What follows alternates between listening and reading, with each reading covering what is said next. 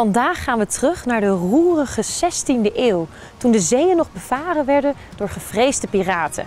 We gaan ontdekken hoe Grutte Pier vocht voor de vrijheid van zijn volk.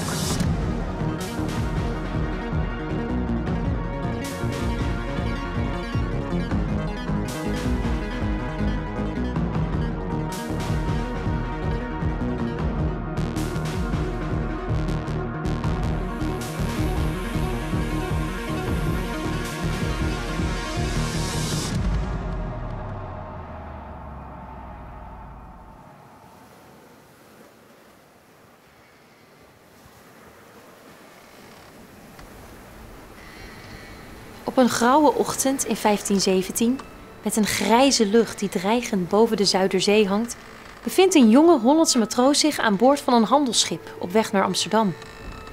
De zee is ruw en de wind snijdt koud door zijn kleren. Het gerommel van de donder vermengt zich met het gekraak van het houten schip. Plotseling klinkt er een schreeuw vanuit de uitkijk. Schepen aan de horizon! De angst slaat toe onder de bemanning, terwijl ze turen naar de vormen die snel groter worden. Het zijn de zwarte schepen van de Aremer Zwarte Hoop, berucht en gevreesd onder leiding van de reusachtige Grutte Pier. De matroos grijpt zijn wapens, zijn hart bonzend in zijn keel. De legendes over Grutte Piers onmenselijke kracht en zijn wreedheid tegenover degenen die zijn Fries shibboleth niet kunnen uitspreken, spelen door zijn hoofd.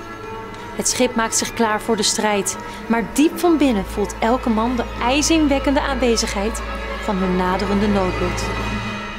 Terwijl de piratenschepen naderen, sluit de matroos zijn ogen en denkt aan zijn familie, ver weg van deze kille wateren. En dan, met een oorverdovend geraas, botsen de schepen tegen elkaar en begint de chaotische strijd. Zwaarden kletteren, kanonnen bulderen en mannen schreeuwen. In een chaos ziet de matroos een gestalte, groter dan alle anderen. Grutte Pier, met zijn enorme zwaard dat dood en verderf zaait. De confrontatie is kort, maar hevig.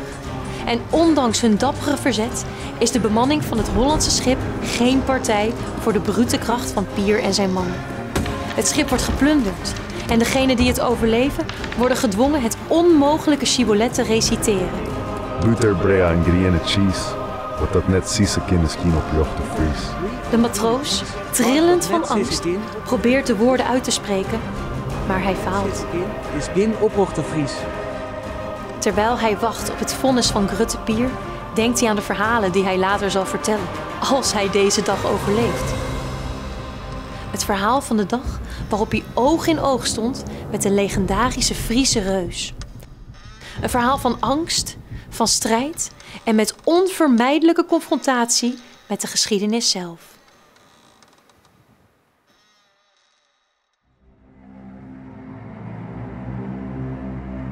Grutte Pier, eigenlijk Pier Gerlofs Donia, was een boer uit Kimswerd, Friesland. En hij is een figuur die zo uit een avonturenboek lijkt te komen.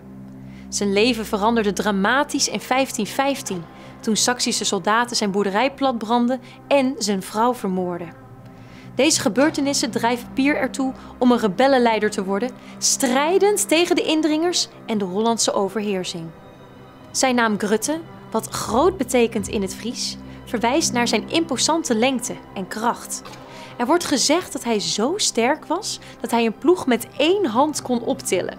En hij was berucht om zijn gebruik van een gigantisch zwaard dat nu in het Fries Museum te zien is. Dit zwaard was zo zwaar dat het door een gemiddelde mens nauwelijks opgetild kon worden, laat staan kon worden gebruikt in de strijd. Pier vormde de Aremer Zwarte Hoop, een groep van boeren en andere lokale inwoners die zich verzetten tegen de onderdrukkers. En met deze groep voerde hij diverse acties uit op land en ter zee. Op zee werd hij een gevreesde piraat, bekend om het kapen van schepen op de Zuiderzee. Een beroemde actie van hem was de plundering van Medemblik, waarbij vele inwoners werden gedood of gevangen genomen en de stad werd compleet verwoest. Ondanks zijn ruige leven als krijger en piraat had Pier ook een principiële kant. Hij wilde vooral de Friese onafhankelijkheid herstellen. Zijn gevechten waren niet zomaar plunderingen. Nee, ze waren echt gericht op degene die hij zag als vijanden van Friesland. En dat maakte hem tot een held in de ogen van veel Friezen en een symbool van verzet en trots. Overal in Friesland zie je de invloed van Grutte Piers verhaal. Of het nou in het Fries Museum is, waar zijn gigantische zwaard ligt, of de jaarlijkse evenementen die zijn gevechten en leven vieren. De legende van Grutte Pier leeft voort. Niet alleen in standbeelden en musea, maar ook in de harten van Friezen, die hem zien als een symbool van verzet en onafhankelijkheid.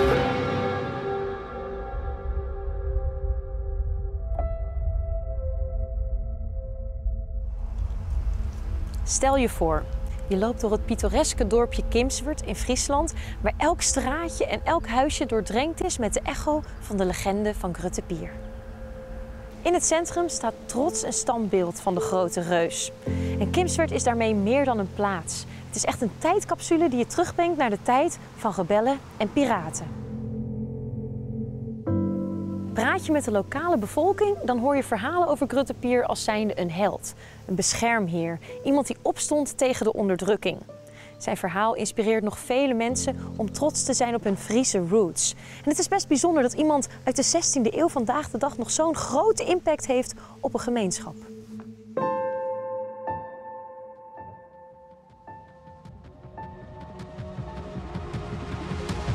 Grutte Pier. Een man die groter was dan het leven zelf. En dit was zijn verhaal. Vond je het nou leuk? Like en subscribe dan eventjes. En laat meteen even in de comments weten welk verhaal jij graag wil horen. Tot volgende keer!